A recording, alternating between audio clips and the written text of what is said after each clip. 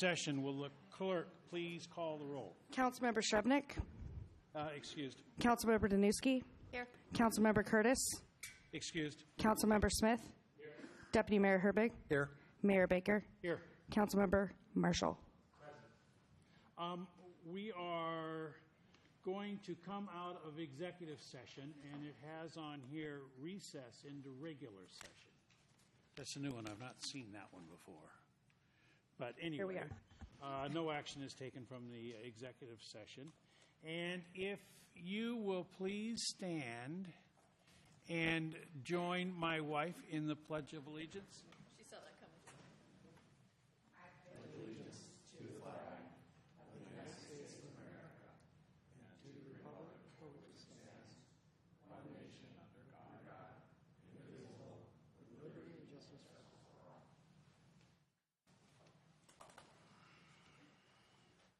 All right, next item on the agenda is the approval of the agenda, and if there are no changes, the agenda will stand approved as written. Next item on the agenda is a presentation. Beth Knott, President and CEO of Special Olympics 2018 USA Games. Wonderful. I've been excited about this ever since I first found out about them. I think it's great.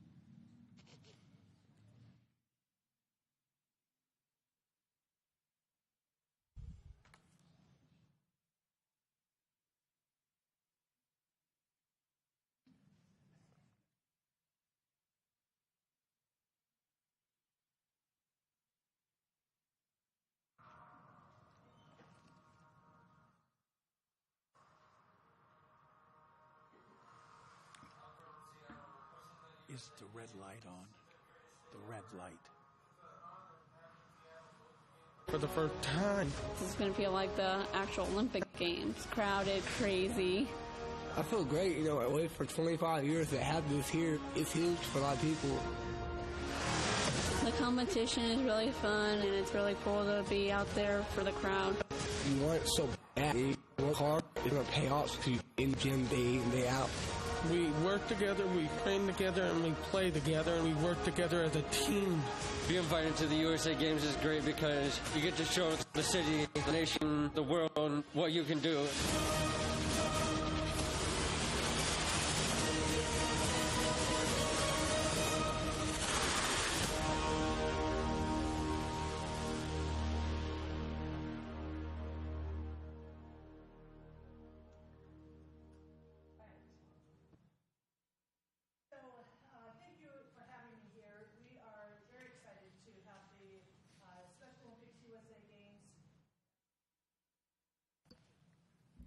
To have the USA Games for Special Olympics in the Puget Sound region.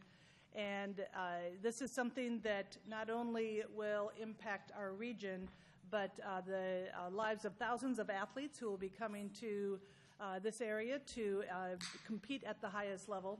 So what we're really looking to do is not only leave that impact for the athletes and the families, but also the volunteers, the partners, the venues, and everyone who supports it. So just a real quick overview, and I've shared a leave behind with you that has all these stats on it, but the dates will be July 1 through 6. We have 4,000 athletes and their coaches. The breakdown is 3,000 athletes and then 1,000 coaches that will be coming to compete. They'll be bringing with them 10,000 volunteers that will be supporting the games and making sure that we are successful in how we execute. The athletes will have another 10,000 friends and families who will be coming from across the country to cheer them on. We're expecting 50,000 plus spectators and fans throughout the week, starting with opening ceremony and all the way through till they depart. We'll have 14 different sports competitions, as well as another dozen or so special events, receptions, and activities. And we've done an economic impact projection through Visit Seattle for this region, and the projection is $76 million. We will do a follow-up to that initial report based on actual numbers and share that back out with everyone regarding what that impact is. But as I mentioned earlier, the real impact is the thousands of lives transformed by being part of this incredible event. So as I mentioned, there's a number of other key events that will happen in and around the sports competitions.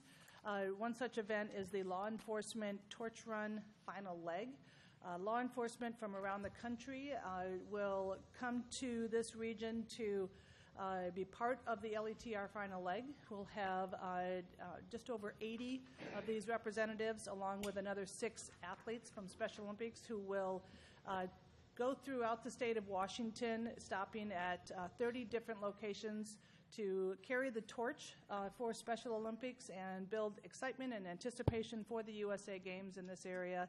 And ultimately, they will go into the Husky Stadium to light the cauldron that starts the games. From welcome days to opening ceremony in Husky Stadium on July 1st, all the sports competitions. We have unified sports experiences where individuals with and without intellectual disabilities can compete, and really it's an opportunity to break down myths and misconceptions and barriers around working and playing with individuals with ID. We have a USA Games night at the Mariners, and then we'll wrap it up on Friday, July 6th with our closing ceremony at Lake Union Park, which is next to Mohi in South Lake Union, and then all of the delegations depart on July 7th.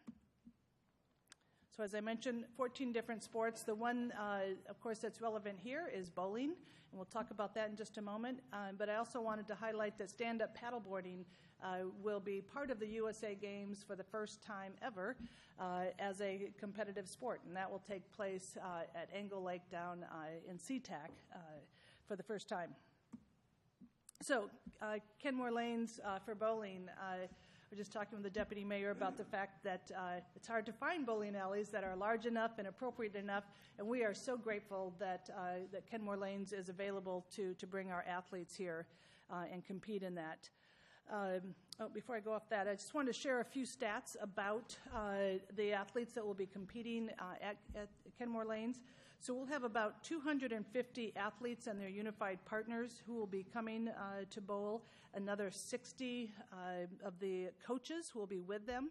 And then one of the newer numbers that we are just now starting to see some results in is how many family members have registered to come and support their athletes here who will be competing in Kenmore. And we'll have right now we have just under 700 family members who will be in this area to cheer on their athletes.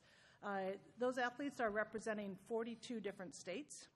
They'll be competing here 4 days, and we'll be using 50 lanes over the course of that time to support the competition. So they're very excited. So these are the other venues that we will be using for the USA Games. Half of those 14 sports will be at University of Washington, and then the others are spread out around the region. And then what we recognize that the USA Games, it's a national competition. It's here for 1 week, and then it will be gone. We don't want the impact to be gone immediately either. So we have made a very strong commitment to the legacy that we leave behind. Certainly, as I mentioned, that economic impact, but we are also looking to showcase the technology that this region is known for. Our sustainability program is a real priority for us, and we're weaving those best practices throughout all of our activities and events that we're doing to minimize our footprint and make sure that we are involving our vendors and other partners as well in that sustainability program. We want the experience that the athletes and their families that they have be something beyond their wildest expectations and set a new standard of excellence for these national competitions. And then Special Olympics Washington is a key player in all that we are doing. We're the national competition. Special Olympics Washington is the local organization for this state that has been here for decades and will continue on taking care of the athletes that our state has here. Right now, there are just under 20,000 athletes in the state of Washington that are part of Special Olympics Washington, but there are about 170,000 eligible individuals in our state who could be part of Special Olympics Washington. So we really hope to bring new awareness for athletes participating in Special Olympics, for new volunteers, new coaches, new donors, corporate partners, et cetera, so that when we bring these new athletes to the state program, that they have the resources to sustain it after those individuals join. And then lastly, it's about inclusion. When we first launched the idea of bringing this competition here, my honorary board chair is Brad Smith, the president of Microsoft, and he made the statement that it was his goal that by the time the games were complete, that this region would be known as a city of inclusion. And that has resonated like nothing I've ever seen through our corporate partners and any organization that's been involved. So we are working very hard to weave that message of inclusion and leave behind a new mindset that builds on that is already here. So we're looking forward to that. How residents here in Kenmore and workers can get involved. Volunteer, of course, is one of the main opportunities.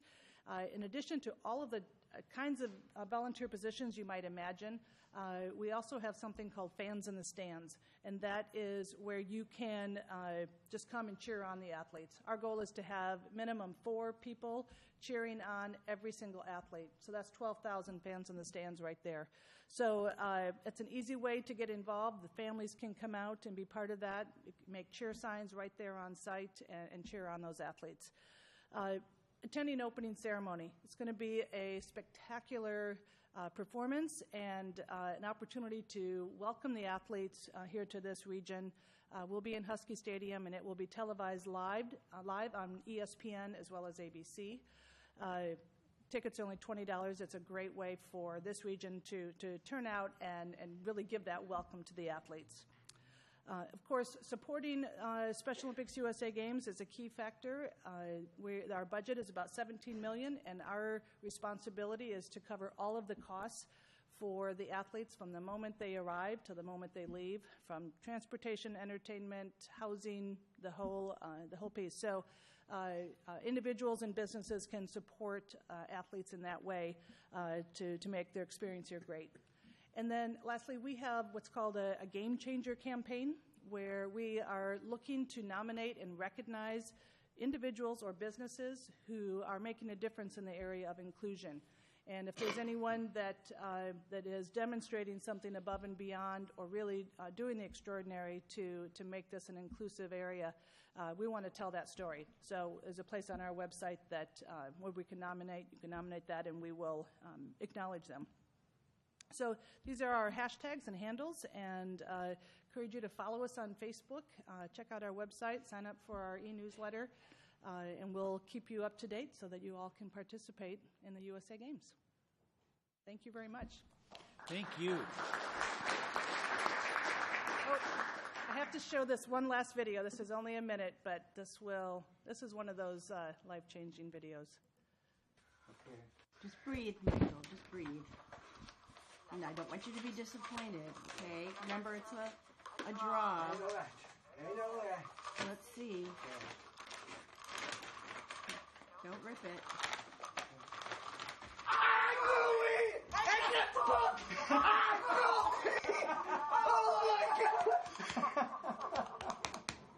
Oh my God! shows the excitement for someone who is selected and qualified to come to the USA Games. So thank you for hosting them. I'm so pleased for this opportunity here in the region and certainly in Kenmore. I hate using the word special, but I mean the talent of these people, their enthusiasm. It's just wonderful to have them here. And so I'm very, very excited about this. And I thank you very much for including our city. You're welcome. Thank you for hosting us.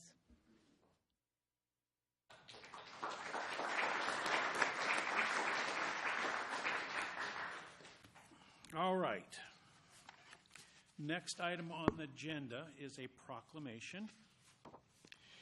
And whereas studies have shown that about 85% of students in high school suffer from sleep deprivation, and about 87% of students attending Inglemore High School have reported to sleep under the recommended minimum of 8 hours per night.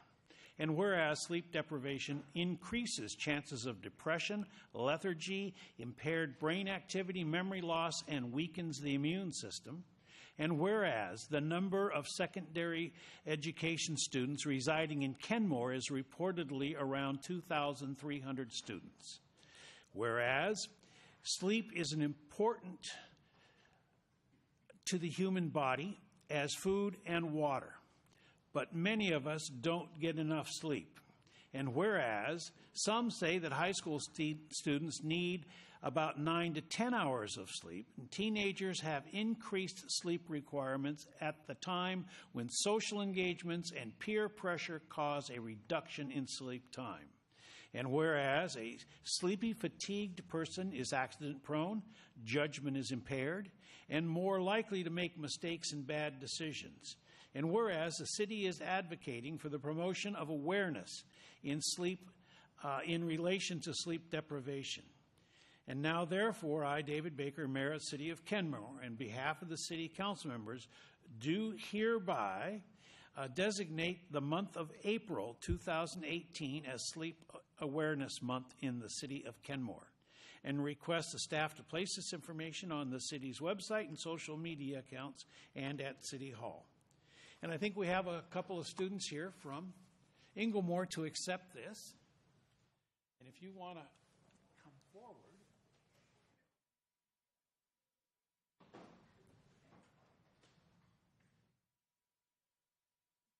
Should bring Ryan up there.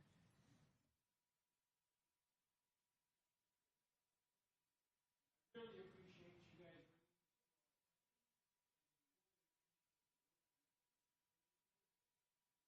High school is tough, and I know there's a lot of requirements put on you guys, far more than was put on me.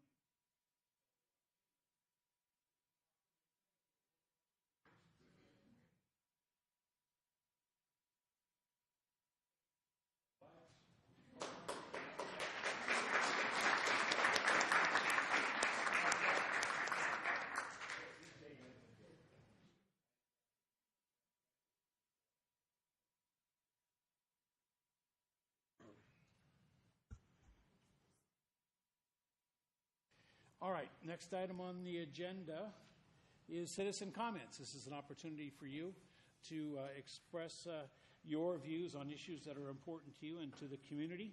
And we ask that you please limit your comments to 3 minutes. If the clerk will please call the first person. Lisa Keller.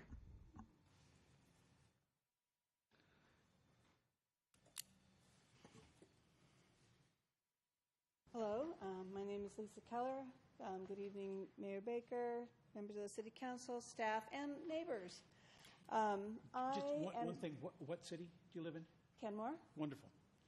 We just need that for the record. Yeah, 20-plus years in Kenmore. In fact, I'd like to just mention that I've watched the city since before its incorporation, and I've watched it design itself and craft its identity, invite citizen input and participation, and develop fabulous public spaces. I'm here tonight representing the Kenmore Community Garden.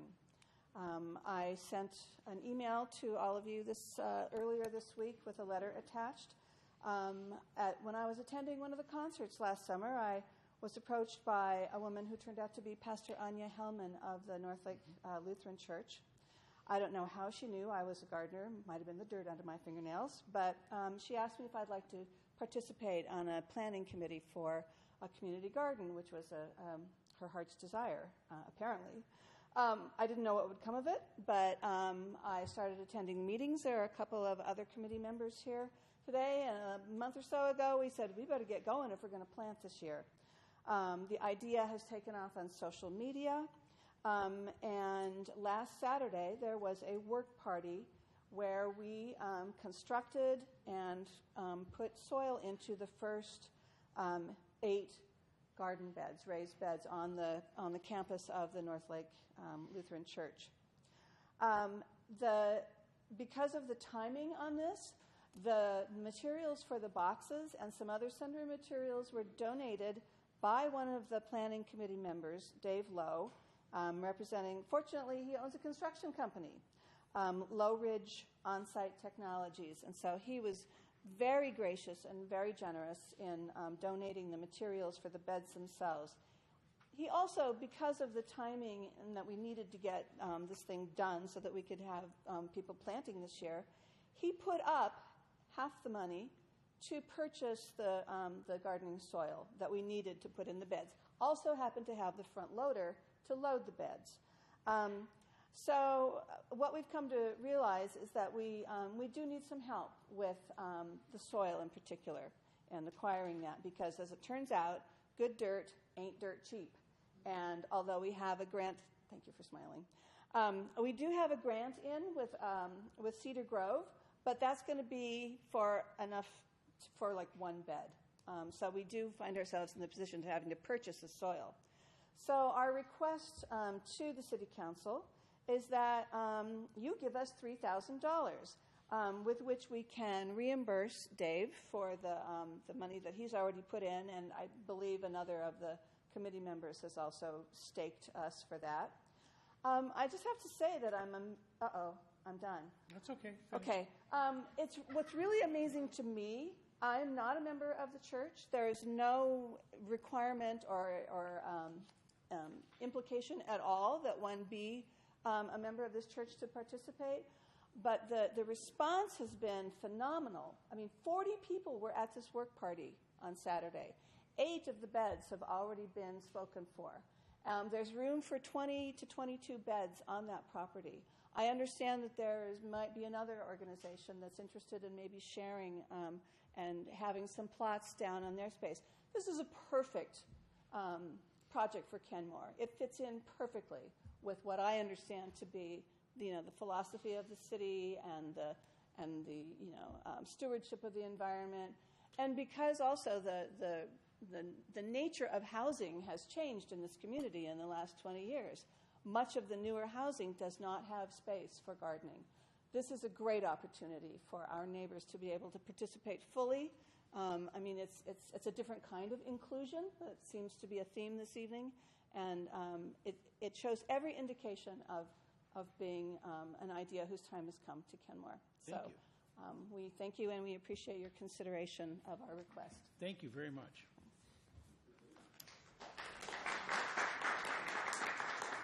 If we can hold your applause, please. John Hendrickson. Good evening, John Hendrickson, Kenmore, Washington. I just want to touch briefly on 3 topics tonight. One is to let you know I'm going to follow up on the issue I spoke about when I was here last month about the ball fields. Very much concerned that the new council members know the history. You should be, in your packets, always be getting fully informed about what the history is, but you can compare the information that I give you with what you've received so far from the city, and if it hasn't been included, hopefully you'll remedy that in the future. $5 million for the ball field up at St. Ed's, plus all these pre-development costs we've already incurred to rent property and after 20 years own nothing. That isn't wise.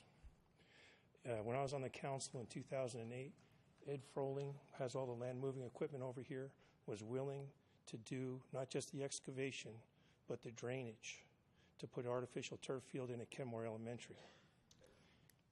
And our city staff said the school district was against it. And then as I talked last time, Marilyn Chase got that same information when she talked to the school district and said that wasn't true. They weren't against it.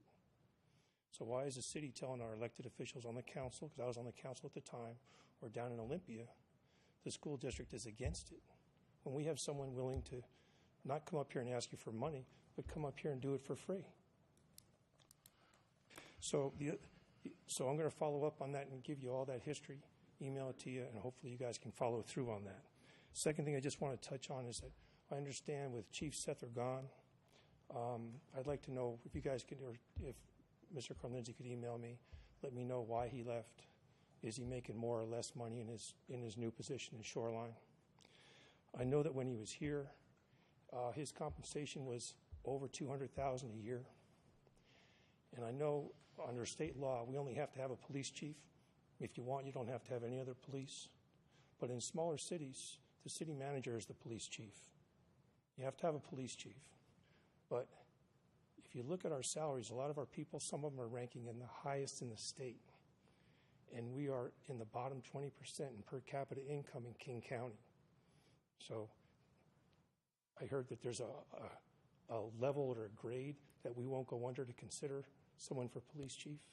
Maybe that's just excessive, keeping salaries artificially high. Hope you'll look into that. The bridge project, we should put a third lane on the bridge coming down the hill. That's going to help us for economic development.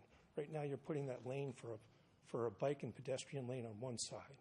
Bike's going to have to come down the hill, cross the street to go over the bridge. It just doesn't seem like a very smart idea. The plan King County had in '97 was to put another lane on that bridge. Think of all the traffic that will flow, economic development that comes with that. So it doesn't seem like very, I know I talked to you about it last year. I still think you should change it. Thank you, Mr. Hendrickson. Karina Fowl? No? Okay. He passes. Steve Holmes?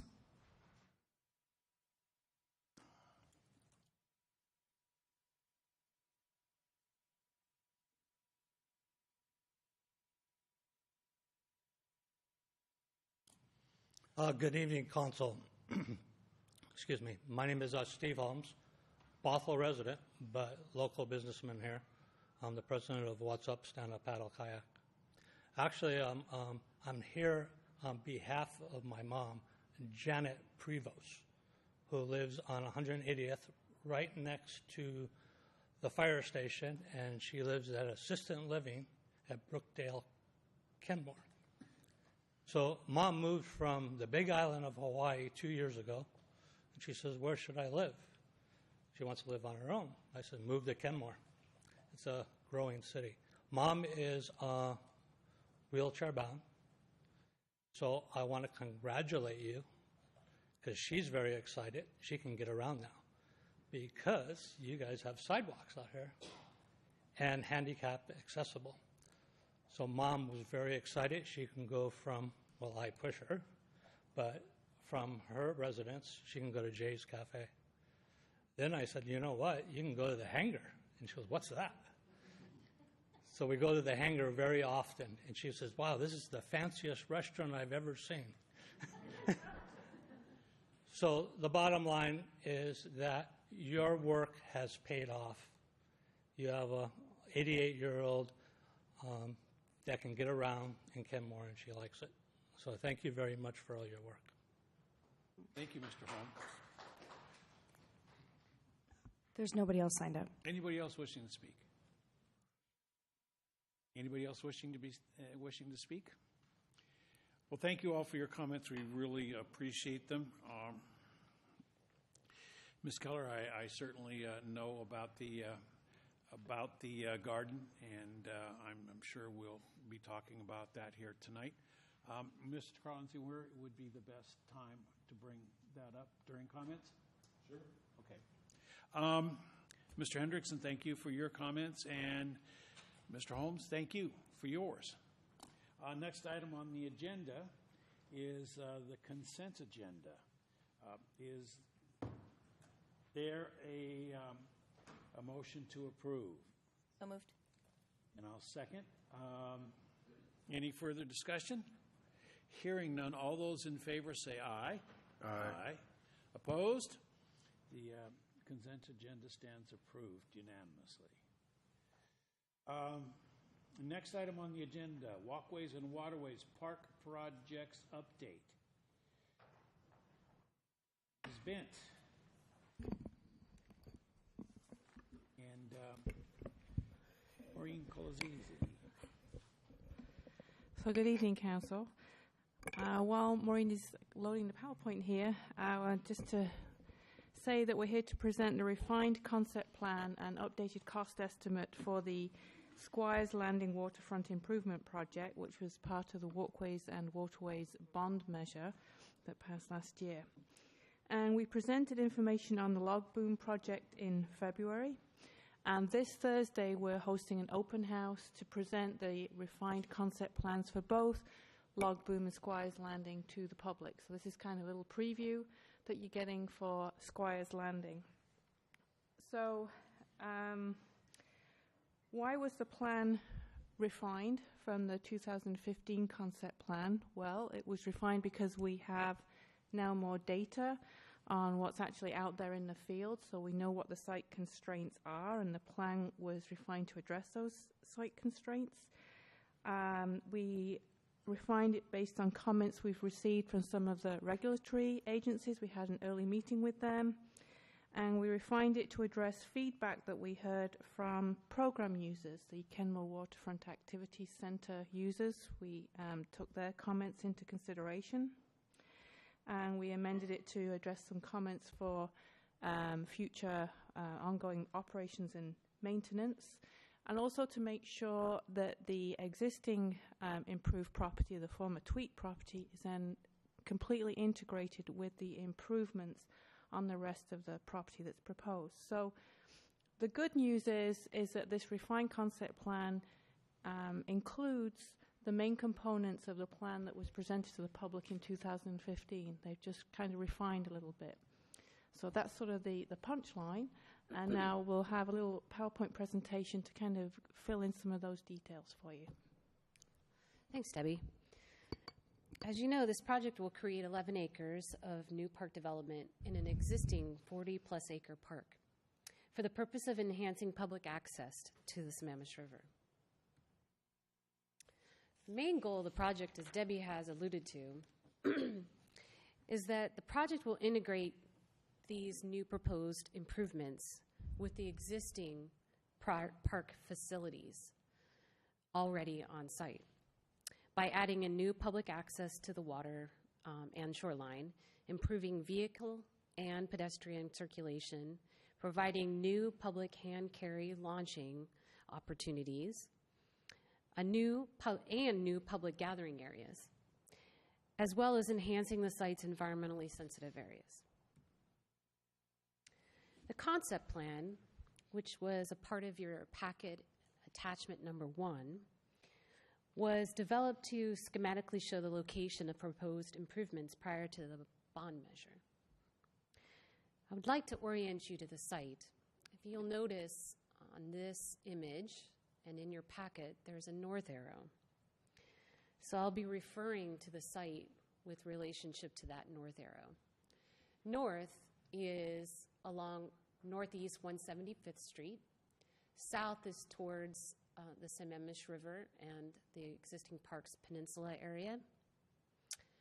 East is towards the Trail Walk condos, and west is near the Sammamish River apartments and our existing facility with the float and hand carry boat launch already on site.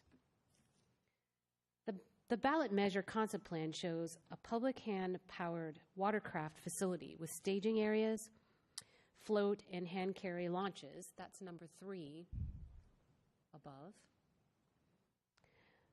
A community plaza, number 2. Restroom and parking lot, number 1. Trails and walkways with bridges and river viewing platforms, which is number 4.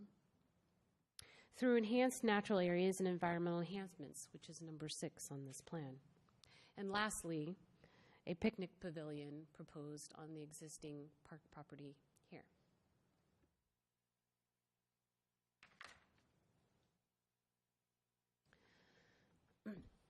As Debbie mentioned, there were several site constraints that we had to work with.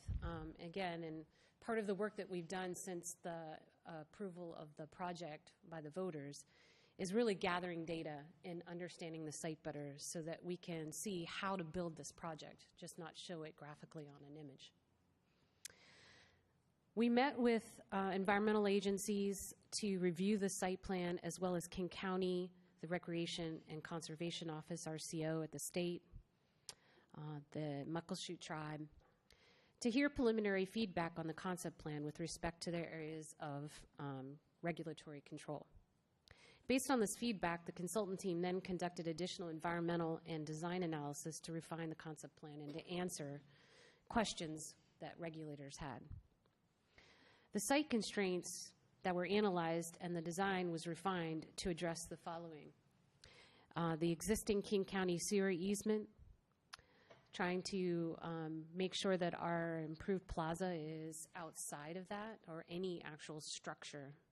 That was one of the things that they identified. Structures are something that they would consider has a footing or is permanent in nature.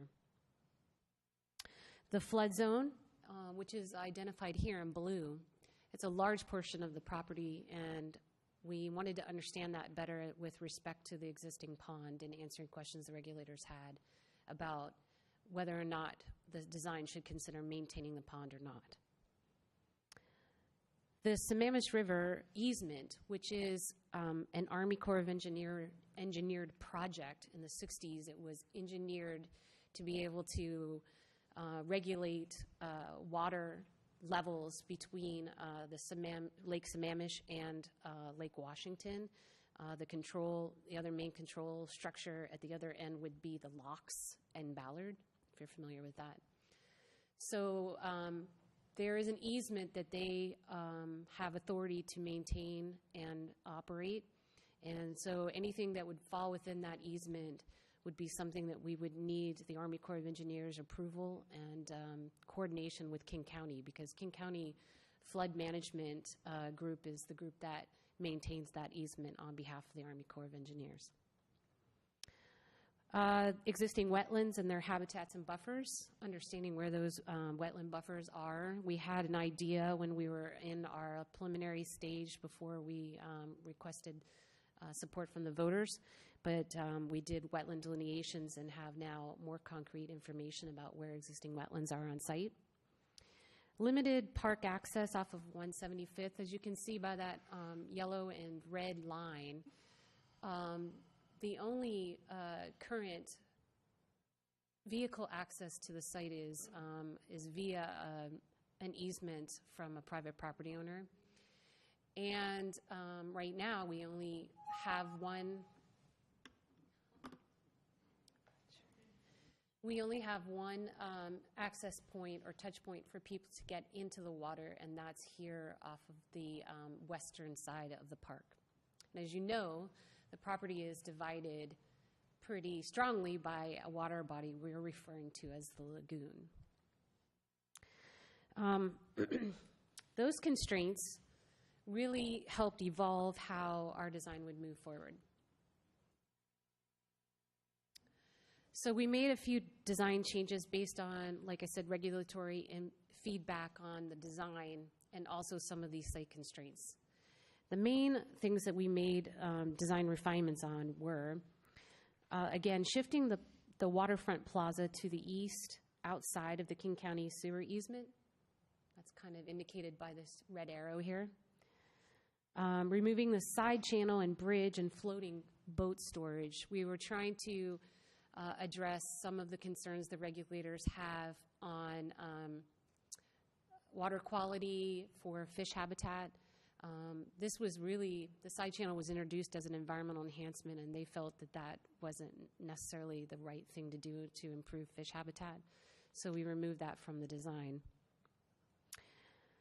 Identifying exact improvements that would be subject to the Army Corps review along the Sammamish River. That's where this big word easement is. So some of those things that will be identified in that easement would be our viewing platforms and some of our elevated walkways along the peninsula.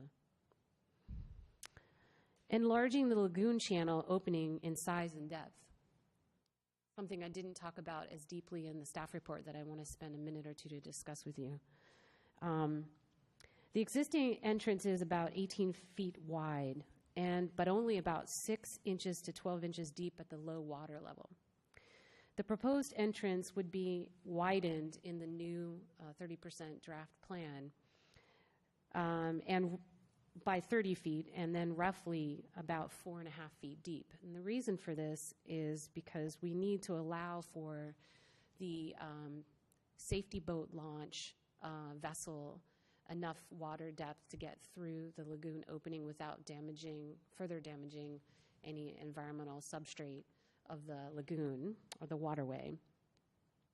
And also providing enough room for other handcraft vessels to easily go in and out of the mouth of the lagoon to access Swamp Creek and the Sammamish River.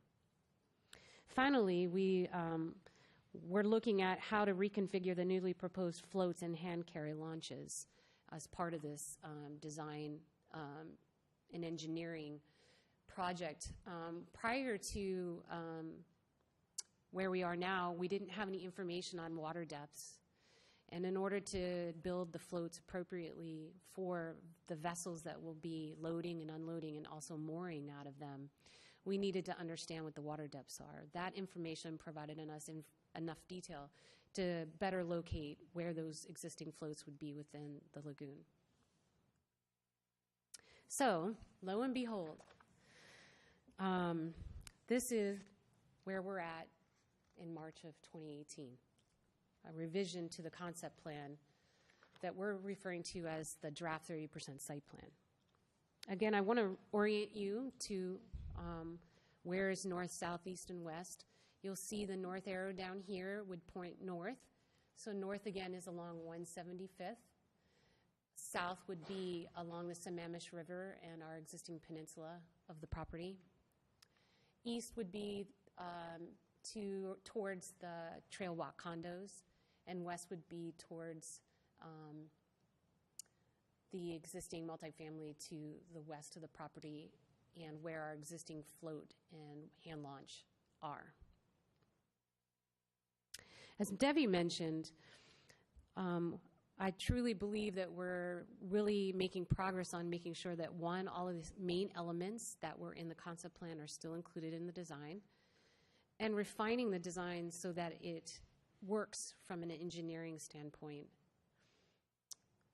So I'll run through the major elements for you on the revised concept plan to give you more familiarity.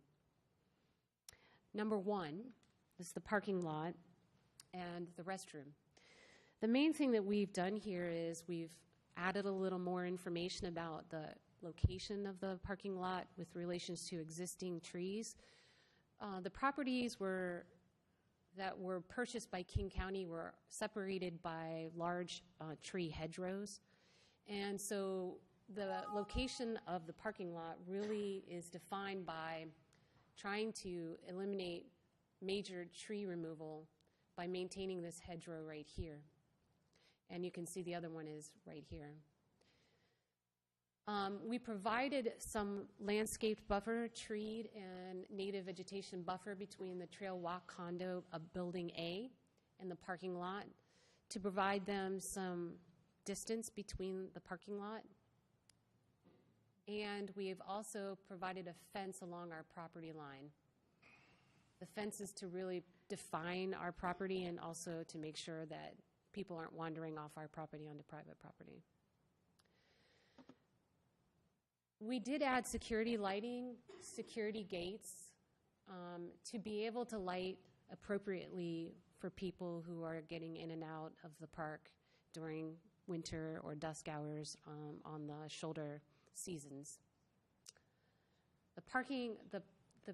The restroom has been mainly located in the same location, but is now integrated more with the plaza area to make it a nice flow from the parking lot to the user areas. Number 2, the side channel.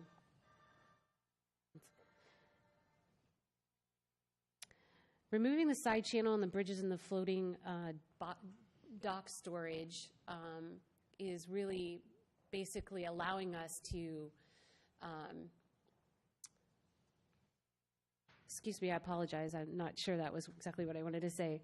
The plaza area is number 2. The plaza is defined in this drawing as the waterside plaza and the upper plaza. The upper plaza's main focus is obviously to provide enough space for wheeled handcraft carry. So a lot of people will bring their handcraft, water handcraft in on wheels. And it provides enough space for that as well as people to pass either way. It also provides an opportunity for staging and for people and for boats during any major large events. The waterside plaza is also intended for that kind of purpose, is to provide public gathering for larger events where people would be trying to look and view at what's happening along the water. We did reduce the upper plaza area in order to reduce impacts to wetlands because we are within the wetland buffer there. So we're trying to reduce buffer impacts to the project and reduce overall cost. Number 3. 3 is basically getting to the crux of the project, which is providing access to the water. We basically were able to provide 2 8 feet wide by 45 foot wide floats with gangways. They're oriented in this location with about 30 feet in between because this is where the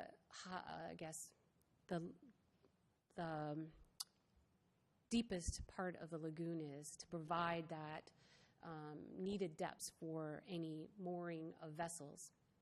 The west float would be mainly used for mooring the safety boat as well as 2 dragon boats, but it also would be able to be used for any special events that would be needed. And the east float is primarily provided for the general public, but also for the Kenmore Water Activity Center's activities as well to load. The hand carry launch, which is on the west side of the existing plaza, is designed to allow for the dragon boats to enter the water. They are, if they're on land, which there is, KWAC has suggested that they'd like to add more dragon boats than are actually moored in the water currently to make their program larger. And if that's the case, they need to have that hand launch area as well as the general public for smaller craft. And they requested to be able to have an area where they can stage and semi-permanently house their dragon boat to make it easier to get in and out of the water. So that's what you'll see on the side here is a small staging area for their dragon boats. The other thing that we're providing is storage. Because of the storage that was removed in water, we're providing an area to the south of the parking lot to allow for KWAC's future boat storage and or potentially the public if we decide to increase public storage there. And number 5 would be providing a picnic pavilion. And I'd like to kind of talk about this western side of the park. As you can see, the only thing that is not in color, the only things that are in color are the things that we're actually making changes to on this site by adding. Nothing else on the site is going to be modified. It will be in its existing condition, so we'll maintain the existing float that was recently put in, the existing hand launch, the parking lot, the storage, the public boat storage. All of this would stay the same. What we're doing is we're trying to integrate this particular piece of property that is currently not well integrated with the park project or the rest of the park by providing bridge access and boardwalk access around. We're providing a picnic pavilion where the current building is that will be removed. And then we're providing some additional paved staging for when we have larger events that people need to stage their boats to get them in by float or by the hand bridge. And lastly, 6, those would be environmental enhancements. The existing project, because we're doing so much development within the critical areas, will have a large amount of mitigation to try to accommodate for both impacts to wetlands, buffers, and along Swamp Creek and Sammamish River. So what we're doing is we're proposing some additional wetland creation in these areas. Along Swamp Creek, we'd be doing some in-stream work to enhance Swamp Creek, environmental improvements, and then wetland enhancements, so enhancements within existing wetlands, that would be vegetative plantings, and also within their buffers. So the drawing is kind of divided by color coding there. You can kind of follow that on the side over here to help you follow where those improvements would be.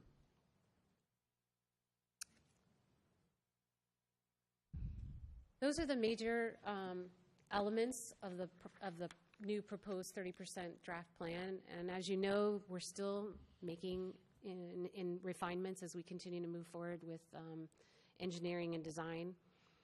But for right now, this is where we're at, and we'll be providing a little more information with the public, not just the site plan, but we're going to be having some sections cut through the site to help visually show what these improvements might look like, as well as some graphic boards to give people an idea of what that looks like. So that's this Thursday. Wonder if you'll be here.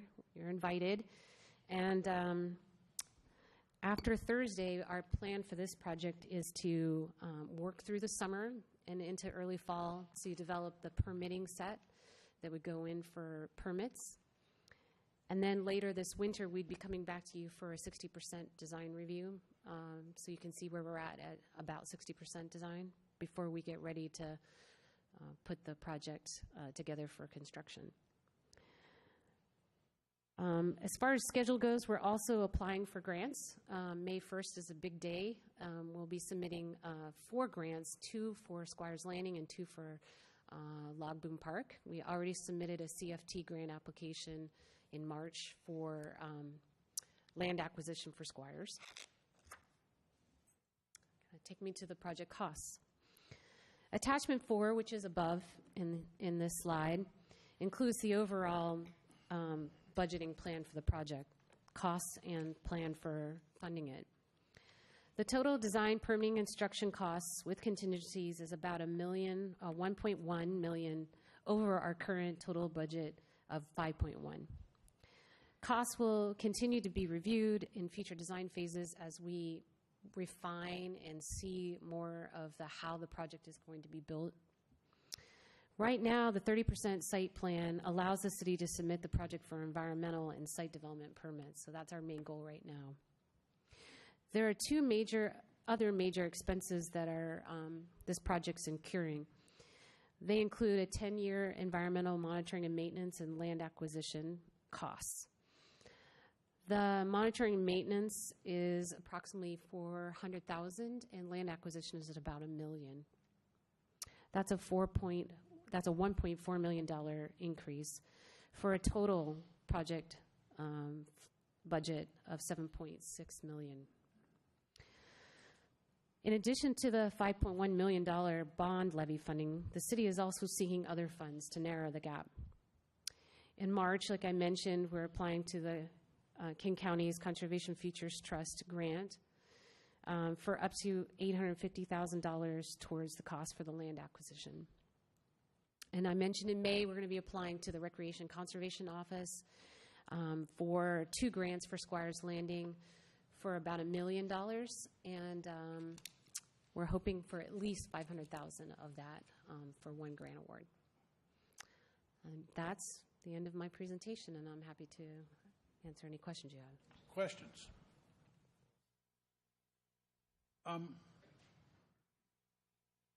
So I've got a few. Boathouse. I see the provision for any future boathouses absent from the 30% design of the site plan. Is there any? No, a boathouse was never part of the bond measure. Oh, I understand that, but I thought there was always the possibility that some private organization could come forward. They certainly could. It's just not part of what's shown here. So if there was a future boathouse, that would have to have its own separate funding and permitting process. Right. It's not part of this project. But it wouldn't be in any of this portion of the plat that you're talking about. It would be off somewhere else.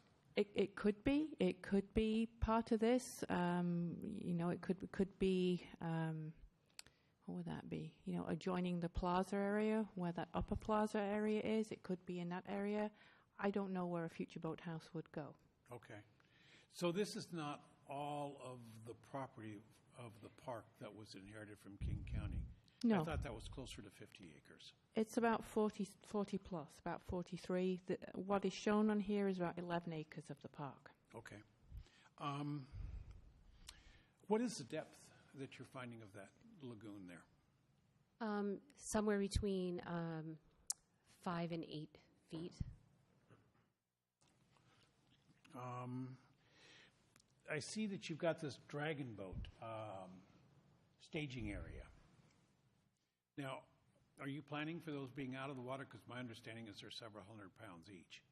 So we met with KWAC and talked about their program needs. Their current needs are for 3 dragon boats that they are currently housed in the water, 2 in the lagoon, and 1 on the Tweed float. Those will stay moored in the water. Okay. They have asked us to try to accommodate 2 additional dragon boats for future expansion of their program, and we're identifying 1 that could potentially be in that dragon boat staging area next to the hand launch, and 1 that would be up in the gravel boat storage area. Okay. Thank you for that. Will the current access go away? No. You mean That for will stay? on the western side of the Yes. park? Yes, it would stay. Okay. Great. Anybody else? Yes. Councilmember Smith. Thank you. Thanks for the presentation and the update. I have just a couple of questions. With the elimination of the channel cut at the southeast part to the lagoon, what is the plan to keep the water fresh? And, it gets pretty stagnant now. So what would be the plan for dealing with that? I'm not sure I understand your question. Could Well, you? if you go... So I think you're asking for, will the water circulate in the lagoon? Yeah, because in August, it's pretty ugly right now. It is designed to allow for the boat access. 4.5 feet deep would be the channel cut into the lagoon opening, and 30 feet wide. But I can't know for sure how that's going to affect the water conditions there inside the lagoon. I mean, because if I understood it, one of the reasons for that lagoon cut, that channel, was to help keep a flow through the lagoon. And if we eliminate the flow, it seems like we need something to circulate water to keep it from not getting stagnant. So my understanding about the reason why the channel has been removed is because it would increase the potential chance for fish to access the site. It's less about circulation, it's more about fish habitat. And so because we're having such a high human interaction in the lagoon, we'll be doing improvements to try to enhance the edge of the lagoon, but to not necessarily encourage fish to come into the lagoon. So the intention for leaving it out of the site plan was to really address fish habitat and making sure that we're not creating what's potentially called an entrapment for fish. Okay. No, and I appreciate that. I just would hate to see us, it's multi-millions of dollars. It would be kind of a bummer to finish up the project and find out you've still got a significant growth going on, algae or whatever the organic material is, so that it hinders the functional utility of the space. Right. So I think I understand the question, so we can certainly get an answer. I think I've seen Rob want to add before I add any more. Yeah, we definitely will be stepping up the aquatic weed control there, and so that should help as well. We can't guarantee that it'll be totally clear and clean, but the wider channel combined with increased aquatic weed control should help. Okay, thank you. And I'm sorry, the other thing that you should know is that if we do environmental enhancement around the lagoon by planting trees and vegetation, that's supposed to shade the water, which decreases that growth. Okay. If I can follow up on that real quick. Yeah. I mean, because of that one cut has been eliminated, I mean, that water is going to be kind of stagnant because there's actually no move. What about mosquito control in that? So, mosquitoes breed in shallow pools. I'm sorry, go ahead, No, Debbie. go ahead.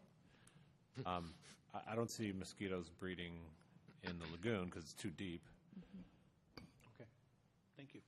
Okay, and thanks on that. And then a couple other questions. With the gravel pad for the boat storage, is there a plan for how we're going to deal with security, knowing that we had theft problems before on the existing outdoor storage? I was just wondering if there's a more of a more thought out plan, since we're now starting from scratch and we have the ability to do a detailed security type. So our plan is to provide for a location for boat storage, but not the design of it, that would happen in your next agenda item with KWAC and the city in terms of an agreement. Okay, so it's just going to be gravel. It's just providing a space for storage, but it's not dealing with the specifics of the storage. That would be something that would be between the city and KWAC in an agreement. Okay. And then just a couple more. The path, when you to the west float, it's a pretty long route if you're in the parking lot. And I'm just curious, if you were carrying boats through there, is there any way to also have something connect more directly to that west float? Can you help me explain what? Well, we have a new parking lot that's going to have 30 stalls, and with 30 stalls, you assume that most people will go straight down the plaza to the east float, but some might go to the west float. And if you're carrying kayaks or canoes, that's a long route to go to get to that west So float. basically, we are not prohibiting public access to a parking lot that already exists here. Okay. So if the user had a desire to actually launch from the west float, that would be what they would do. However, the main purpose and need of the west float is for moorage only. It's not intended for launching. It's really intended for mooring 2 dragon boats and the safety launch boat. Okay, so thank you. And that was actually my last question. It seems like a lot of work and a lot of cost to benefit, and I think the dragon boating is fantastic, but it does seem like it's an immense cost just to create a moorage spot in the middle of a phenomenal new park for a chase boat and a couple of dragon boats. Is there any other usable, so anybody else that wants to launch a kayak or a canoe or any other hand-powered device, do they have to go around to the east float then? So there's the existing float already there. Yes. So there is an existing dock and a hand carry launch already on the Tweet property. So there is already a dock on that side of the parcel as well. So you could use what's existing out there. There might still be the opportunity to use that dock on the west side of the lagoon. So there are multiple opportunities to launch the boat either from a dock or right in there from the land, rolling it into the water. That's why I asked about the existing easement and whether it was going to stay open so you could use that parking Right, lot. so and I assume that float, so that 45-foot float on both sides will be just strictly for moorage? On the west side, it's most likely for moorage. Right now, in the lagoon, there are 2 dragon boats moored in the lagoon and a launch boat. So we're trying to sort of replicate what's existing there right now. With that dock being used for moorage, although it wouldn't necessarily preclude launching other hand carry, kayaks or something from there. But like I said, if you're on that side of the lagoon, you could also use the existing dock and access area too to get into the water. And just to follow up from Debbie's comment is that this is basically helping to replace the temporary float that the city is investigating right now. So we have a dilapidated dock there that we're trying to basically in this design replace. So it was part of the original design, and what we're doing is replacing what's already there. Okay. But we didn't have the docks. I mean, in the original design, we had docks coming straight down to the from the yes, plaza. But those weren't originally designed for just dragon boats and a chase boat to moor. Actually, if I go back to the concept plan, I can show you. So if you see this launch right here, that was for the safety boat. Do you see where my cursor is? Right here. Okay. Okay. And also, there was some need for dragon boat moorage, so they were there, but they're just in a different location now. I understand, and I don't want to be argumentative. I'm just saying it's a small little dock, and we're losing two larger floats there, and then there's only one for basically the general public to use, and the rest is for moorage. And just my point was, it seems like it's a lot of space and money for just mooring the boats. Appreciate your comment. Thank you. The other thing, that's all I had. Yeah, the other thing I wanted to remind council members of is that you will be able to launch on both sides of these floats. And so, as Debbie mentioned, there still is the opportunity. There still is the opportunity to use this as we can. But because we've already invested on replacing the existing float on the west side of the property for public access, and then we would be providing this one on the east side for public access. This one was trying to replace the dilapidated dock that exists there where we have current programming using it for moorage.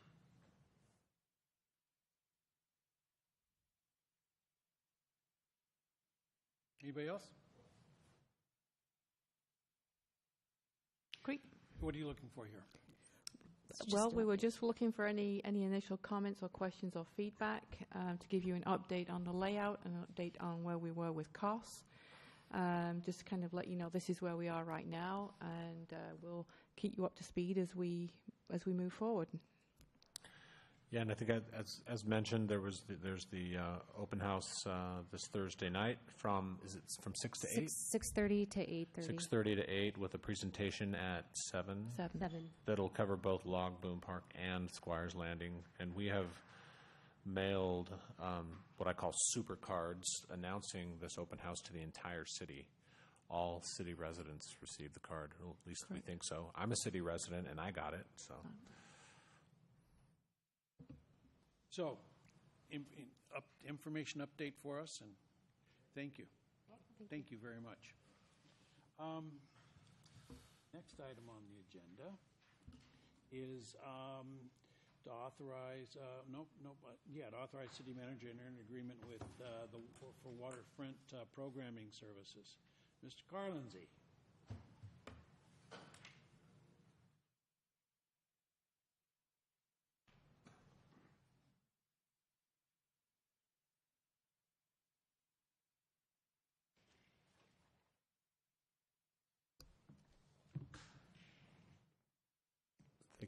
Thank you, Mayor Baker and City Council. I also have up here with me Sherry Baker, who is chair of the board for KWAC, also known as Kenmore Waterfront Activities Center. So for the past 4 years, the city has been in an agreement with this nonprofit volunteer group known as KWAC, and they've been providing hand-powered watercraft activities and programs for the public. And in return for their volunteer work and all the programming that they provide for the public, the city has allowed them to use Squires Landing site for boat storage, including the 3-car garage that's on the site, plus some areas for boat storage. It's been a non-exclusive agreement, meaning they can't monopolize the park or the dock facilities. And it's been a good partnership. We've been really pleased with what they've been able to produce in the form of programming for the public. The Dragon Boat program is phenomenal and I think exceeded my expectations, if not yours. Also, the rowing program has gotten off the ground and has helped spawn the first annual, or the first ever, first inaugural high school rowing program. And we're in the first regular season of a high school rowing program here, and we have more than 100 kids signed up for that. And KWAC had something to do with that. In fact, they had a lot to do with it. So we're here before you tonight because we want to take what we've been using with the old agreement and improve upon it and enter into a new agreement. We want to formally and officially expand the program to things like rowing and stand-up paddleboarding.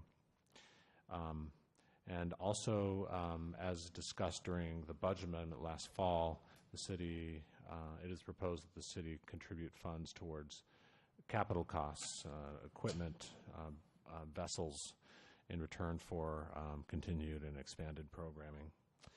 So the terms of such an agreement are outlined in your council bill. The term of the agreement would be on around April 1st of this year and go through December 31st of 2020. KWAC would continue to have the non-exclusive use of the park, plus also portions of Rhododendron Park and Logboom Park to expand their programming. And in return for that, KWAC would provide waterfront programming in canoeing and kayaking, dragon boating, rowing, stand-up paddle, and are you ready for this? I'm not going to pronounce the first part, but outrigger canoeing. So that's a new program. Say it again? There we go. So also some other things that go with the agreement is that their prices and membership fees will be similar to those offered in the area. They'll also provide low-income scholarships. They'll provide cleanup events at the park. They will advertise and promote Kenmore on their equipment and their events. They will have special events, but at a minimum, they'll produce the Kenmore Waterfront Activities Fair annually. They'll provide reporting every year. By March 31st, they'll submit an annual report from the preceding year about the programming and the enrollment and the activities that they engaged in. We'll make sure that they understand that their use of parks facilities continue to be not exclusive, and that they won't inhibit the rest of the public from enjoying and freely using the park. They'll also continue to employ their safety procedures like we already outlined in the current agreement, and of course the insurance and indemnification and non-discrimination and all those other legal standards will continue to be in the agreement as they are now. So that is the main points of the agreement. A couple quick small changes I want to make. Where it says Kenmore Rowing Club on the second page in, it says Kenmore Rowing Club will provide weekly instruction to students and adults between June 1st and August 30th. Actually, you need to change that to just say they will provide weekly instruction between June 1st and August 30th and not distinguish adults or youth, because some weeks it'll be youth, some weeks it'll be the adults, or what they call the master's program. We're not going to be able to say that it'll be students every single week or adults every single week, but it'll be alternating. But at a minimum, they're going to provide weekly instruction during those months. Also under What's Up, Stand-Up Paddle and Kayak, just want to make note for the record that What's Up has a separate concession agreement for kayak and other hand-powered watercraft rentals at Logboom Park, and that's separate and not part of this. Also, Councilmember Shrebnick wanted to make sure that when acquiring the safety launch, that the safety launch be large enough to support an 8-person crew boat. So, for example, if an 8-person crew boat capsized, she just wanted to make sure that the safety launch was large enough to go out and be able to rescue 8 rowers. So those are the clarifications I wanted to make to what you see in front of you. Questions? Yeah, Councilmember Marshall. So I'm very interested in the scholarship aspect of it, so that we make this program visible to all our families regardless of income. Can you address that and steps or ideas for absolutely making sure that the program's visibility is enhanced for all our families? Yeah. One of the conditions of the agreement that they will advertise this opportunity in all of their brochures, their website, and other promotional materials.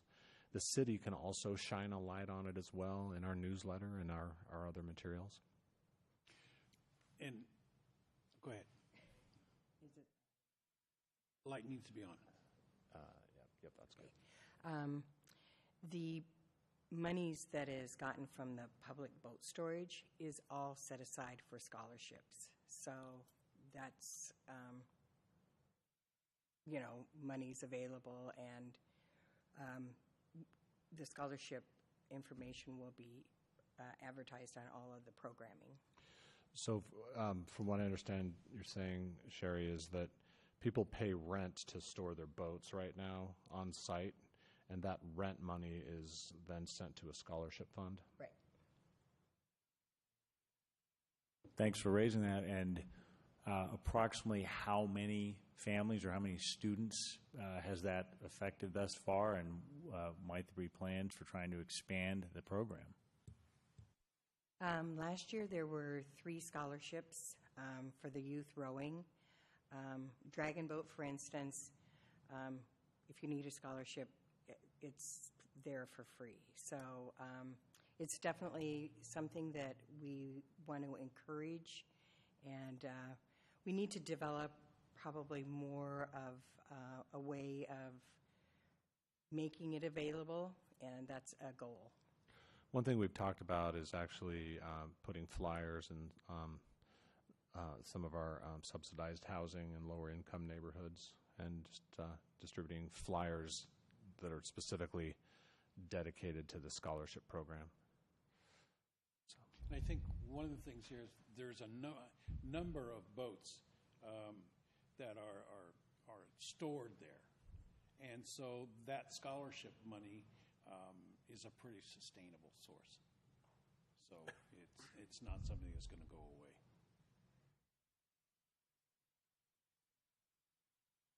Any other questions? Deputy Mayor. I'm sorry, just to follow up on the safety launch point you brought up earlier. So the safety launch has to be able to carry the person driving the launch as well as not just the 8 rowers, but also a coxswain. Is that correct? So it's got to hold 10 people? I guess you're right. I'm not a rower, so Okay. the coxswain is in addition to the 8? I think you're probably think so. right. I don't know. Yeah, I guess 10 people then. Okay, just Councilmember Shervick brought this up with me a couple of days ago, and I just wanted to make sure that that her questions were addressed. And Okay. so I just want to make sure that the safety launch that we're funding is adequate for everybody's safety going through the program. Thank you. All right, any other questions? So then the chair will entertain a motion to authorize the city manager to enter into an agreement for waterfront programming services according to the terms as generally described in this agenda bill, and that includes the launch and the dragon boats and all the other stuff. So is there a motion? So moved. And Second. Moved and seconded. Any further comments, questions? Clerk, please take the roll.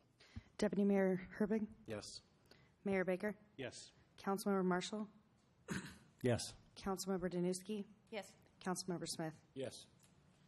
Motion passes unanimously. Thank you very much.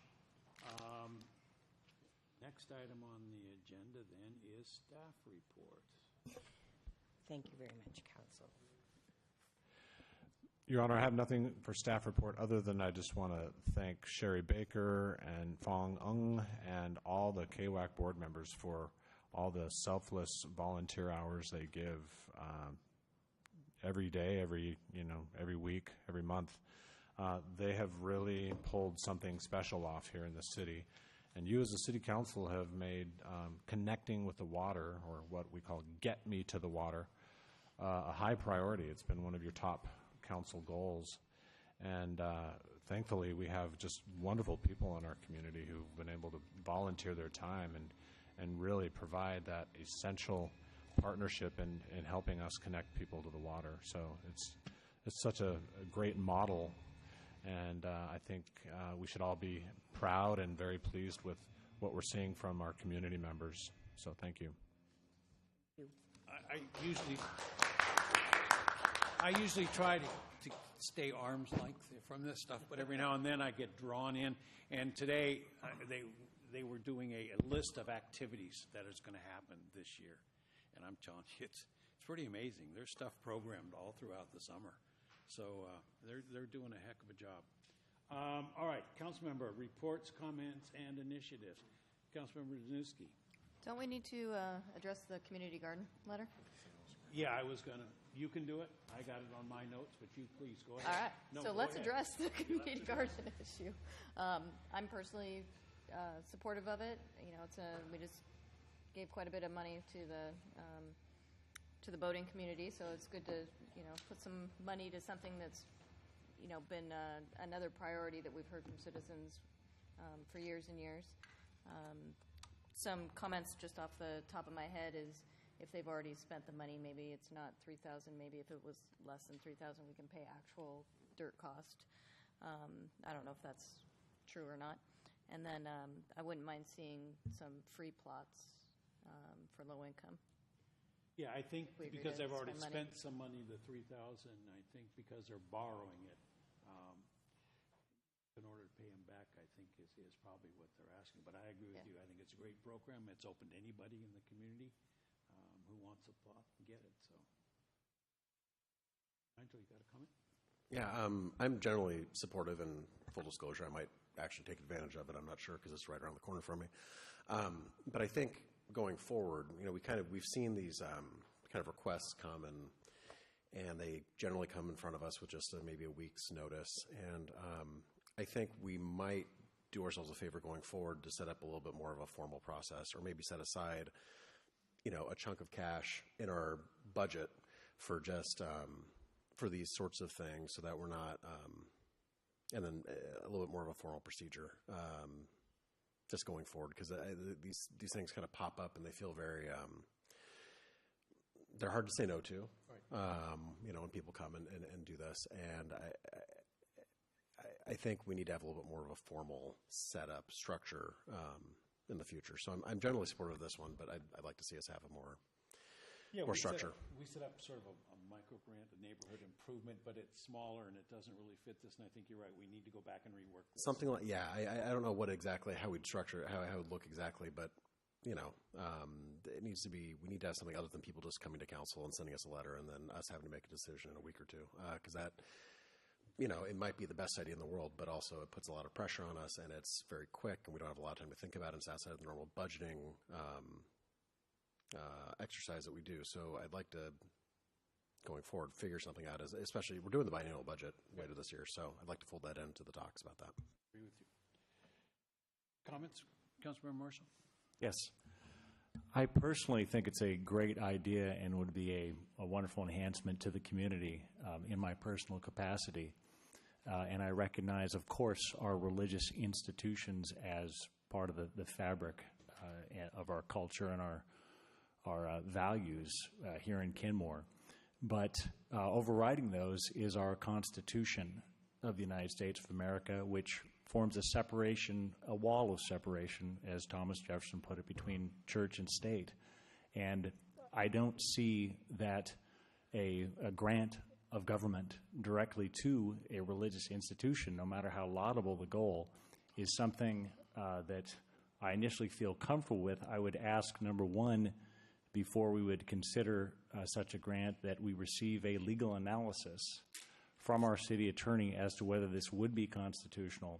And then secondly, I think in any event, I have serious and respectful reservations in any event for donating directly to a religious institution. And so at this point, I think it's a great idea and would absolutely encourage you to look for private funds from private citizens. And I think it's absolutely inappropriate that the city would entertain such a measure without those two provisions that I mentioned. Councilor Smith, anything? Councilor Danuski? No, I already spoke on it. Okay. So how should we proceed here? I mean, certainly the city attorney can look at this and render an opinion. And is there general agreement then, if everything is okay legally, that we proceed? And if we were, it kind of sounds like it's going to be 4-3. I mean, 3-1. Is there any issue with that? Because I know there's sometimes we've got to have 4. Well, this is not to pass an ordinance, so you can have it by a majority vote. Okay. And what is the motion? I don't know. There's not a motion yet. I know. I was not thinking. I didn't add right. My dyslexia is showing through. So, somebody want to make a motion then? Councilmember Danuski, you want to make a motion to fund this for the 3 or whatever?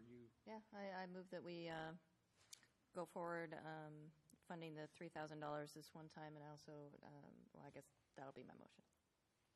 And I will second that, depending upon, obviously with legal, yes, confirmation. Is there any further discussion? Yes, Councilmember Smith. Yeah. Excuse me, I'm sorry.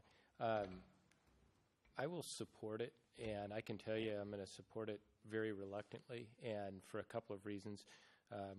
One is what Councilmember Marshall talked about, but it also has to do with the fact that I really don't like that it comes to us at such a last minute, and it could have been brought to us early on to at least get our approval earlier, or not on it, and the fact that somebody has loaned money to do it, to me, if anything, almost made me want to vote against it, because then it even puts more pressure on us, and we're not up here to feel like we have to reimburse a loan that's made for dirt and gardening. And so, to me, I actually don't like that process, and I don't like the fact that we are setting ourselves up for precedent. Once we do this with this church, well, then what is the next event that's going to come up with another church? Have we then, are we going to have a congregation come to us and say, you did that for them, we're only a block away, ours is very similar, but we're changing a few things, and I think it's a path that's not a good one to go down. I will support this because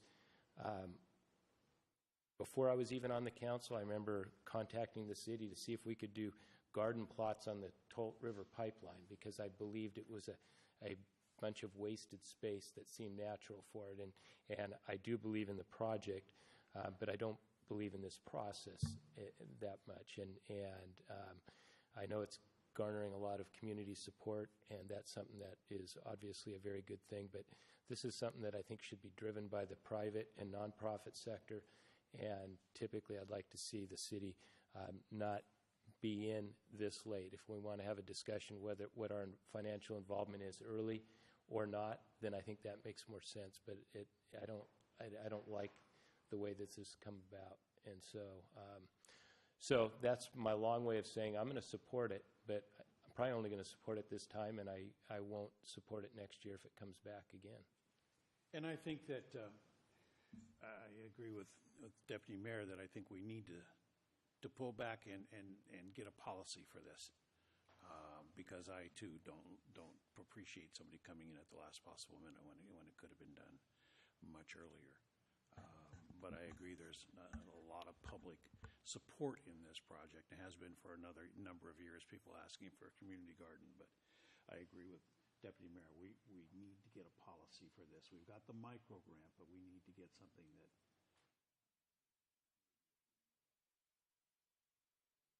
Clarification, could we have the motion restated? There was a proviso maybe as to legal opinion?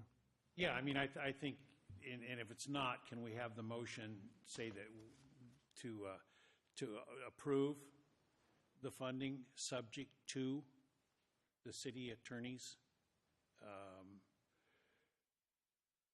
what, it's not a ruling, it's advice? It would be a legal opinion that that there can be a contract between the city and this church for this community garden. Or church or community group that is formed. Well, see, that's one of the things I was gonna look at is. Verify, because I'm not sure it's the church. I think it's a community group. Right. So. It may be possible to have a nonprofit organization. Right.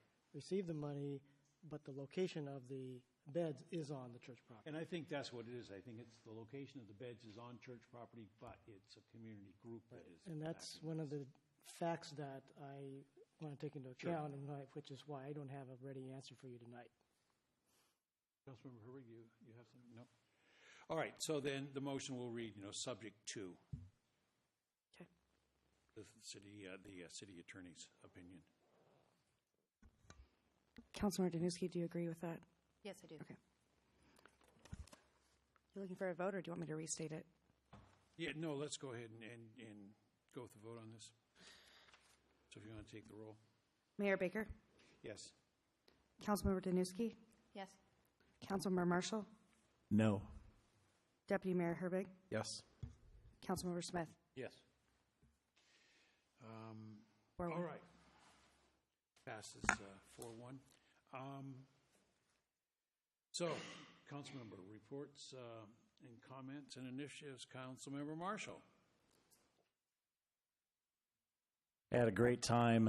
I believe it was last weekend, seems so long ago, running my first 5K in the Jameson Jones fundraiser for cancer up at St. Edward State Park. And it was, I think, a formidable achievement that nobody, as I know of, got hurt or wiped out badly, myself, not least of all amongst the mud and the roots. But it was just a great, fun experience. In light of our increasing access to the water initiative and the walkways and waterways, I think the importance in our community of kids learning how to swim has never been, is not decreasing certainly, will only increase as we grow and expand. And our city manager had a great idea, just an idea at this point, that together with the other entities in the area, Bothell, King County, Snohomish County, Woodinville, the North Shore Parks and Recreation Center, that we, Kenmore, might host a summit of those powers to explore the just broad outlines of how we could get together to fund a pool for North Shore, particularly for us, for Kenmore, of course. Siting is critical, and that's our angle. But I would like to see if there's interest and to so move that we direct the city manager and or staff to make preliminary explorations of a summit or other conference or other coordination effort for pursuing a pool for North Shore. And then I had that, so that's its own motion. And then I had another brief motion. Maybe I'll just get off my chest now, and that is, I believe that there's still a need and importance for ball field and sports field improvements at our elementary schools. And I see no loss or downside to the city and the community if we direct staff to pursue available grants, state and or federal, as they are, as proposed earlier a couple council meetings ago by Ms. Findlay, who's present tonight, in order to try and enhance our sports field quality for our youth.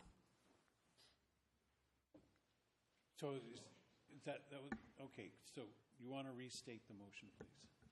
Councilmember Marshall, why don't you take these one at a time? Okay. Yeah. Do there. Let's do Yeah. that. Go ahead and restate the first. Okay, so the first motion, direct the city manager and/or staff to explore the possibility of a summit by the local entities concerned with a public pool for North Shore and Kenmore. Is there a second?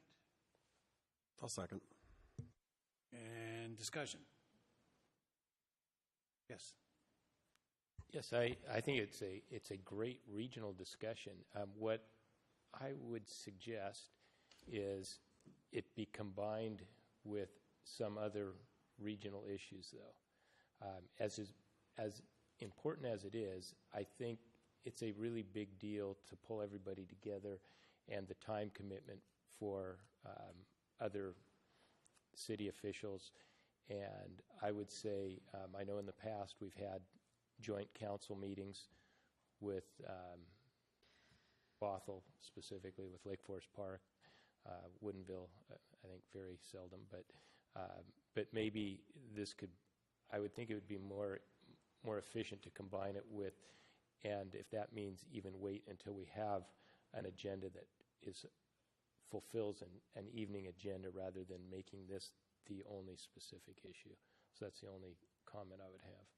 Yeah, that's a good point, because we do work with them on other things too. Like one of the things right now is the waterway there with Forterra and the Sammamish River, and trying to do that. You just had a meeting here just recently, right?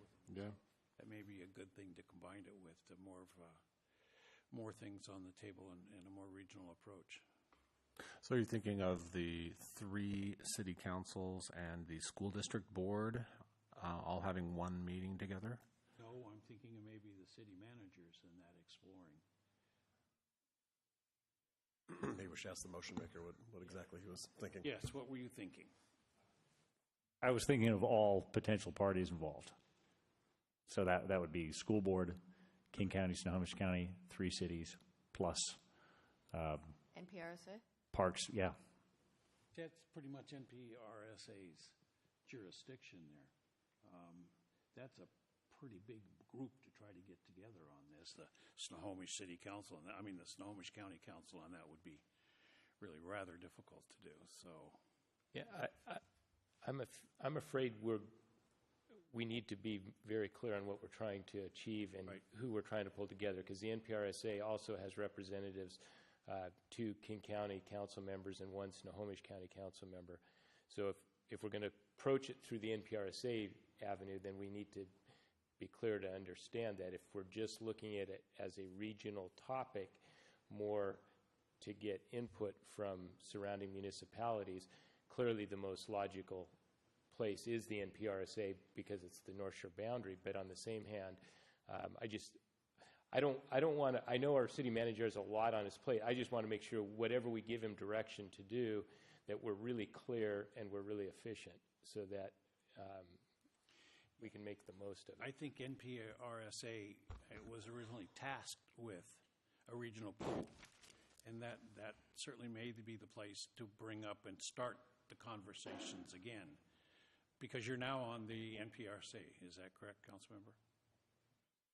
Okay, so that may be the place to start this. Although however, our city manager, since he first thought of the idea, could feel about shaping it. I think it's important because I think we've got to do something to start the momentum going. It never hurts to get at least a little bit fired up about a great public project early on and get the stakeholders involved as soon as you can. Yeah. City manager? Yeah, so you guys talked about this briefly at the city council retreat, and I think the message we received is the city spending a lot of resources on putting together a community pool it's a low priority. My thought was to leverage other resources with maybe a little bit of city resources to put a framework together. So what we could do is I could get together with the city managers and the school district superintendent and put together a framework on how the idea would get explored and funded and staffed by NPRSA. So one thought is for NPRSA to hire a person and have some consulting dollars as well to do a siting study and put together a proposal that could be taken to the voters. So feasibility would be all part of that, costing, put together a plan that could be then taken to the voters. But you'd need, I think, a staff person and consulting dollars reporting to the NPRSA. And I think each city and county and school district would need to contribute proportionally to that cost. That way it wouldn't put a huge burden on city staffing. But I could work with the city managers on some sort of framework like that and then bring that proposed framework to the NPRSA for their consideration. And if the NPRSA thinks it's a good idea, then the NPRSA board could then propose something to the city councils and the school board and the counties.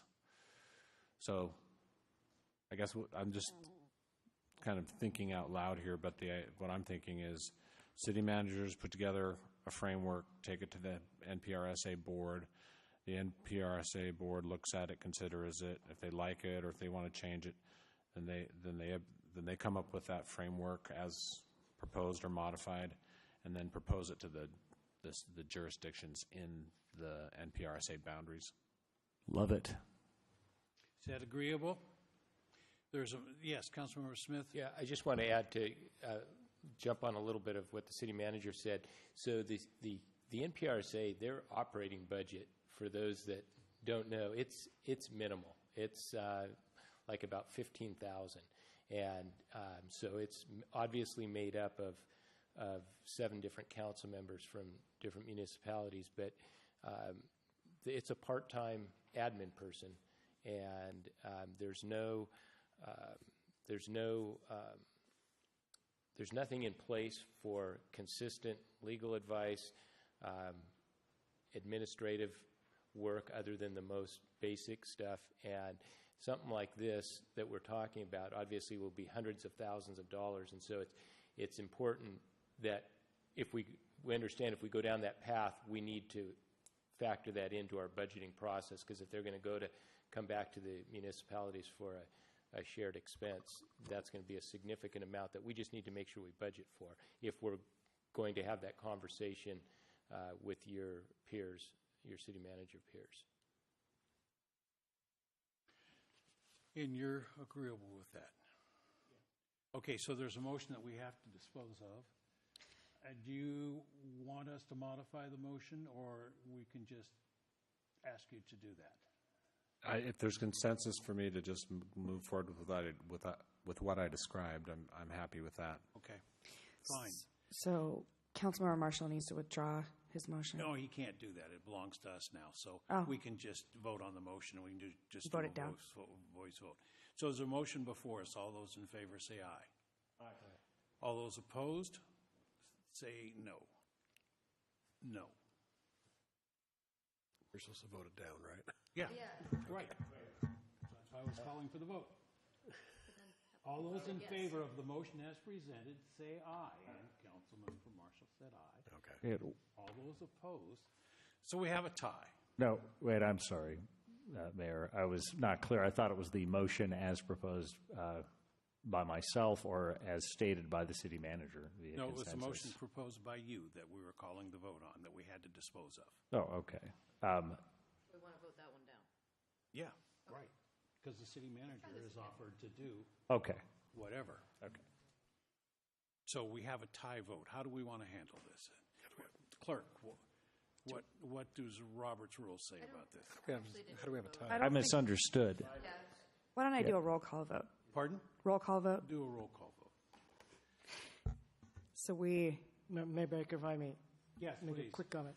Yeah. I mean, you could certainly say that if there's no objection and Councilmember Marshall would like to withdraw his motion, then it'll be Well, withdrawn. you can't really, Robert's rules, you can't really withdraw the motion. You have to dispose of it.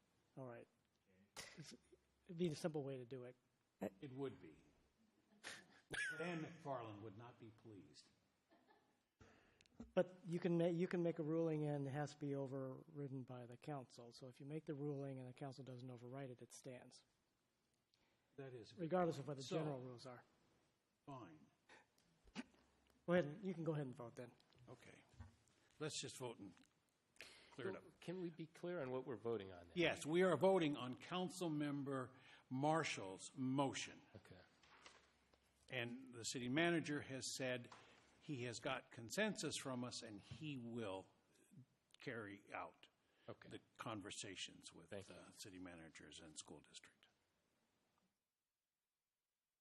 Are we clear? I'm sorry. So it's my motion then versus, formally versus what the city manager just said. To do. I see. Okay, great. So. Councilmember Danuski. No. Councilmember Marshall. No. Mayor Baker. No. Deputy Mayor Herbig. No. Councilmember Smith. No. Great. Thank you, Mr. City Manager. We will look forward to your. And I'm sorry, a clarification then, as city manager has stated, that's his direction? Yes. Okay, great. Yes. Thank you. That's his direction. Thank you. All right. One more. Okay. And then the second motion was to renew a motion from some weeks ago as to directing staff to investigate seeking funding, state grants, other grants available for the improvement of school sports fields, as stated or raised earlier by Ms. Finley. Okay. Your Honor, can I Yes, please. recommend maybe an amendment to that motion, even though I'm not on the city council? We don't have a second yet, so we can't. Oh, okay. Can I just make a comment then? Absolutely. So I think step one would be to do a siting study with the school district to find out what school properties would be best to invest money on and what would get most bang for the dollar, and then seek funding. I think that's the logical sequence. And my coworkers or anybody can argue with me on that, but I think that's the logical sequence: is work with the school district and get the resources we need to do a siting study to figure out where best to invest city and grant resources on school property, and then seek funding. And I guess my concern also is because of email from you today, where we have a group of citizens that are objecting to the public using the park during school hours, and we have another group of citizens that are objecting to not being able to use the park. And so I think you're in talks with the school district now about this conflict at Moreland. So I think that's a different situation because the city owns it as a public park at Morelands. You could enter into an agreement with the school district on school-owned property that clearly states when it's available for public use and when it's available for school use, and you could avoid those conflicts that we're having. it would be important that we get that understanding. Yes. So that if we do invest in it, we can use it. Councilmember Herbig. I mean, my understanding is, from talking to some of the field folks late last year, I think, is that most of the school sites are already fairly well scheduled. They may not be the best fields, but they are being, from what I understand, used for most of their usable hours. So I unless there's new information or unless the information I heard was incorrect, I'm just not sure if we'd be gaining additional field hours. So I'd like more information about that before I'd be comfortable spending a lot of time talking to the school district about this. I'd like to find out if there actually are open hours available. If they're already being used, then they're already being used. So, Councilmember Marshall, do you want to bring up the motion now, or you want to let the city manager work through as Deputy Mayor suggested. What would you like to do? I'm definitely interested in the city manager's suggestion. However, Councilmember Duski had a point I wanted to hear. Councilmember Dudiski? Oh, I was, so my mind's going the same way as we seem to have jumped to a conclusion without getting really any information whatsoever. So I'd be more interested in knowing, what the park's use, what all the schools' uses are, because in my just observations, I see that they're pretty darn scheduled. So my kids are using them a lot. So I think that's probably the first place that I would be comfortable going to, is just to get some information from the school district to see if there's available hours, and then, go from there, but not just jump right to grants when we don't necessarily know what we want. Mr. City Manager, we have, through our meeting, tasked you with a number of things this year. Will this fit with...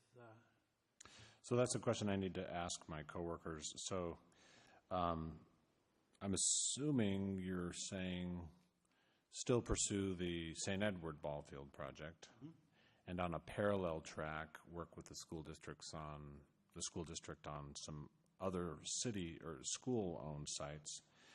I need to get a sense of how much of a workload item that is. But then also, would we be able to schedule time on the fields since they're already booked? Yeah, I mean, I think I'm told that they're already booked, but we can confirm that with real data. I think that's something we need to do. But yeah, I mean, there are enhancements to school fields that you can do to increase their usability even more. For example, you could light them, and then that would get evening use. You could do artificial turf on them, which would get you shoulder season use. So there are things you could do to existing fields to expand their usability, regardless of whether they're being scheduled out now. But what if we first got real data on how much they're being programmed every day of the week, every ball field, and then reported back to you? Would that be acceptable? That's acceptable for now, yes. Thank you. Okay. Wonderful. Thank you. So do we need to deal with this motion? There was no second. Okay. Councilmember Smith. I have nothing to add. Thank you. Do I get to speak? Yes, you do. You're next.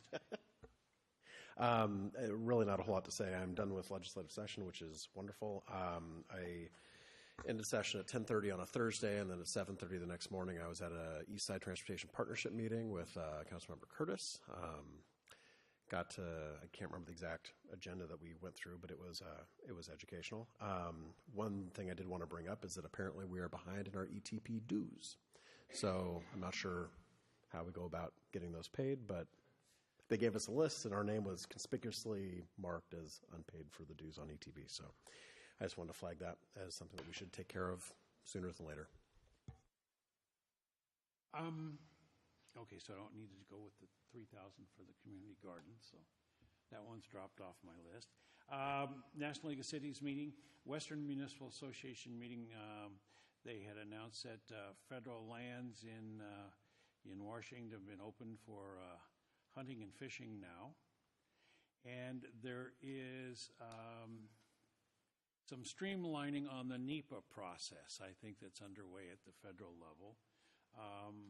That will be made more efficient. So I'm not sure how that's going to affect us with the bridge or with any future projects that include federal dollars, but the NEPA process is going to be streamlined and made more efficient. And NEPA is the National Environmental Protection Agency Act.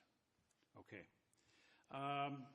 Youth Education and Families Group is developing a process to make youth and families more of a system instead of project-based.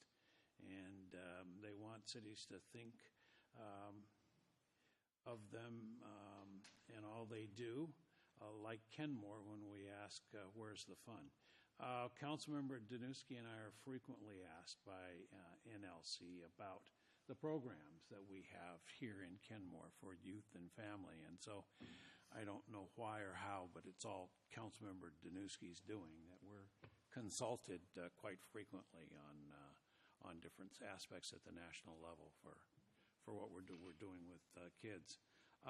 We had great meetings with our delegation in D.C. Congresswoman Del Benny and Senator Murray and Senator Cantwell's staff.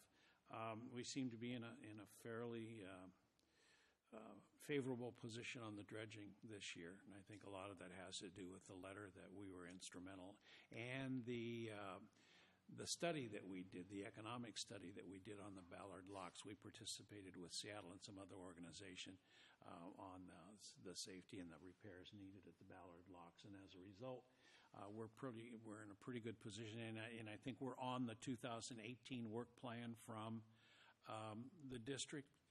Is that right, Ms. Owsley? Okay, yeah, because I think it's still, but we're getting a totally different response this year than we've gotten in past years, in that they want to try to do all they can do to help us. So we've got our fingers crossed. We're looking for $600,000 to do a more complete study of dredge materials and the disposal of those, trying to utilize what Everett has done, in that they've done some testing of the dredge materials up there, and even though the contaminants are high, they have studied them with biological organisms to see what the efficacy of that is, whether they survive and thrive, and all indications are they have. So we will see what happens. And with that, if there's no further business to come before us, we're adjourned.